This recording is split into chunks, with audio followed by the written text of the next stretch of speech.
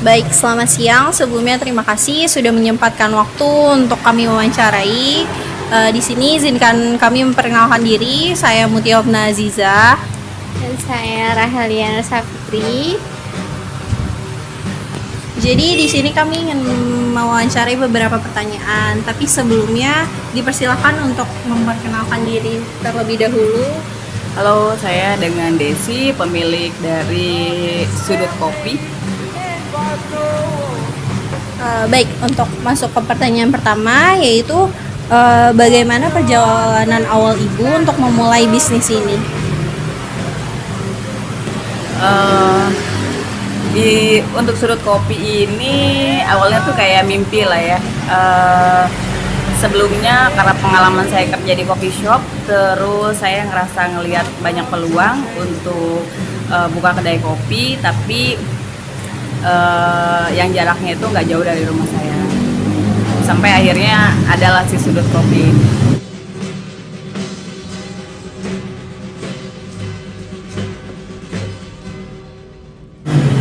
Lalu bagaimana ibu menemukan ide bisnis ini sehingga tercipta coffee shop ini?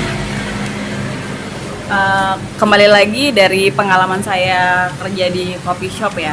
Jadi pengalaman dari saya bekerja, saya sedikit ambil, terus saya juga punya ide-ide tersendiri lainnya. Nah ya udah. Untuk tantangan terbesar yang dialami dalam memulai bisnis ini itu apa saja ya? Banyak lah ya. Yang pasti dari segi rasa ya.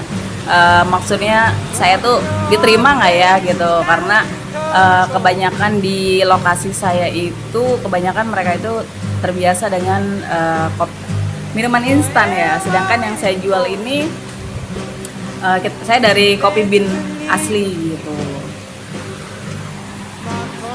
Untuk pertanyaan selanjutnya itu kayak bagaimana keterampilan atau karakter yang Anda cari dalam bisnis ini untuk sebagai karyawan? Untuk kandidat karyawan yang saya cari, yang pasti mereka yang pertama itu harus jujur ya. Terus mereka harus pinter educate si konsumen yang datang kalau kita ini menjual si aneka kopi dari biji kopi pilihan, tapi dengan harga yang bisa bersaing dengan kopi instan yang marak beredar. Selanjutnya, strategi untuk mendapatkan modal membuat bisnis ini itu dari mana, kayak mungkin uang pribadi atau gimana? Pastinya dari uang pribadi ya, karena ini cita-cita dari tahun 2015 baru tercipta, ini sekarang di 2024 ya. Lalu, bagaimana cara ibu untuk memastikan bahwa produk yang ada di kafe ini diterima gitu di konsumen? Oke, jadi saya kembali lagi yaitu yakin sih, saya bukan hanya menjual produk instan, tapi saya menjual produk yang memang pakai bahan-bahan berkualitas, yang baik juga buat kesehatan jangka panjang generasi muda. Iya sih, itu aja.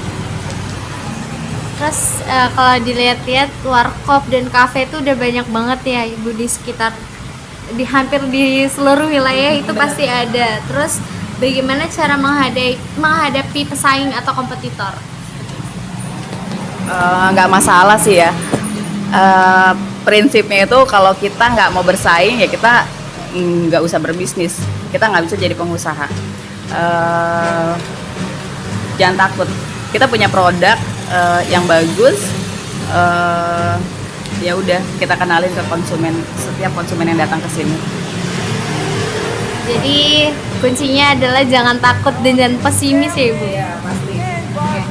Terus selanjutnya bisa nggak ibu berbagi kegagalan? Kan pasti setiap bisnis tuh ada kegagalannya. Mungkin kita bisa tahu nih dan kita bisa pelajari juga dari kegagalan itu tuh apa.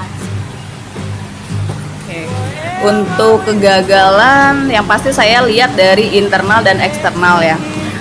Secara dari internal itu saya melihat misal produk saya yang nggak diterima, saya yang harus mereview ingredient yang kita jual, atau dari segi pelayanan. Kalau misalkan memang dari pelayanan, berarti kita harus ada training lagi untuk karyawan-karyawan.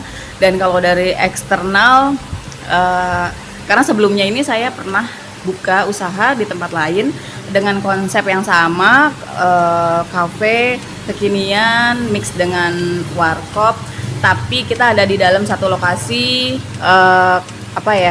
tempat steam gitulah ya. Karena memang jam operasionalnya tidak sesuai dengan yang kita harapkan, jadi kita keluar dari tempat itu, dan akhirnya kita nemuin tempat yang sekarang sudah sesuai, ada di pinggir jalan utama, jalan raya utama. Selanjutnya, promosi dari usaha ini tuh lewat apa? Mungkin dari verbal atau media sosial? Kalau sementara ini kita lebih dari verbal sih. Jadi kita benar-benar berbagi tugas. Saya sebagai pemilik, setiap ada yang datang, berusaha untuk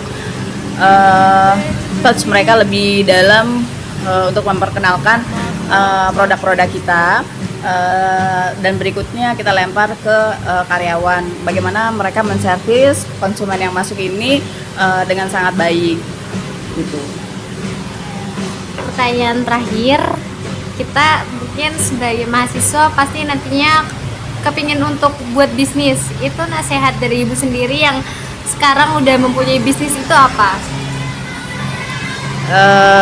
Buat kalian yang para mahasiswa ya, sekalipun kalian itu masih kuliah, tapi jangan pernah takut melihat peluang untuk suatu usaha dari hal kecil, karena kita nggak pernah tahu dari satu benda yang kita lihat itu bisa menjadi beberapa benda yang kalian bisa jual, yang akhirnya bisa bikin kalian itu besar.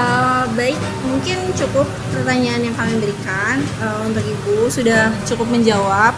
Kami udah cukup puas dengan jawabannya. Terima kasih telah menyempatkan waktunya untuk kami wawancarai. Selamat sore. Wawancara dari hari ini adalah Ibu Desi, yaitu pemilik Sudut Kopi, memulai bisnisnya karena melihat adanya peluang di tempat sekitar tinggalnya. Dengan pengalaman kerja di coffee shop sebagai modal awal, beliau memiliki tantangan utama yang dihadapi, yaitu mengenalkan rasa autentik pada lingkungan sekitar yang biasanya mereka mengonsumsi minuman instan. Lalu dengan modal pribadi yang sudah direncanakan sejak 2015, bisnis ini akhirnya terwujud di tahun 2024. Ya, lalu selanjutnya Ibu Desi percaya bahwa kualitas bahan, keterampilan, serta pendekatan kepada konsumen adalah kunci utama untuk mengenalkan sebuah coffee shop yang Ibu Desi bangun. Ia menekankan pentingnya kesiapan bersaing dan belajar dari kegiatan, baik dari segi produk ataupun pelayanan. Pesan kepada mahasiswa dari Bu Desi itu adalah jangan takut memulai dari hal kecil, karena dari situlah kesuksesan besar dapat tumbuh. Stuck in a stalemate, the man was no